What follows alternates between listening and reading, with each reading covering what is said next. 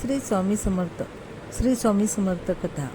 अक्कलकोटचे स्वामी समर्थ हे दत्तात्रयाचे अवतार मानले जातात. त्यांची कृपा, लीला आणि भक्तांवरील अपार प्रेम आजही लोकांच्या जीवनाला दिशा देतात. एकदा अक्कलकोटमध्ये भयंकर दुष्काळ पडला. अन्न पाण्याची टंचाई होती. लोक उपाशी राहू लागले.